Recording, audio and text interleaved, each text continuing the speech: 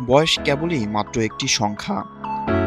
আলজেরিয়ার বিপক্ষে এমন পারফরম্যান্সের পর এ কথা বলাই যায়। ৩৮ বছর বয়সে এসেও পায়ের জাদুতে মুগ্ধ করলেন সবাইকে। বিশ্বকাপের ইতিহাসে প্রথমবার দেখা পেলেন হ্যাটট্রিকেরও।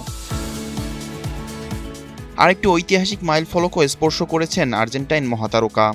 বিশ্বকাপে সর্বোচ্চ গোলদাতাদের তালিকায় ক্লোসার পাশে বসেছেন তিনি। একই সঙ্গে প্রথম ফুটবলার হিসেবে খেললেন ষষ্ঠ বিশ্বকাপ।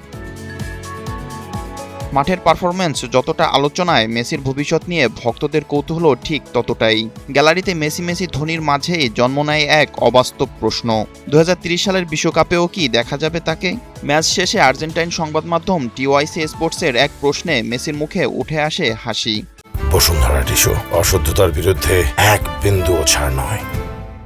সপ্তম বিশ্বকাপে খেলার সম্ভাবনা নিয়ে প্রশ্ন করা হলে হাসি মুখেই সেই সম্ভাবনাকে উড়িয়ে দেন তিনি। সোজাসাপটা জানিয়ে দেন, না, এটা কোনোভাবেই সম্ভব নয়। ম্যাচ শেষে সংবাদ মাধ্যমে অবশ্য মেসির অবস্থান ছিল বেশ বাস্তববাদী।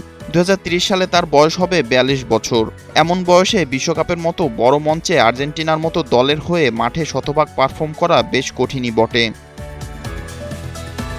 তবে আপাতত ভবিষ্যৎ নিয়ে নয়, বর্তমান নিয়েই ভাবছেন আর্জেন্টিনার অধিনায়ক। এখন মূল লক্ষ্য চলমান বিশ্বকাপ। এ নিয়ে মেসি বলেন, দল হিসেবে সবাই প্রস্তুত এবং প্রতিটি ম্যাচেই লড়াই আরও কঠিন হচ্ছে।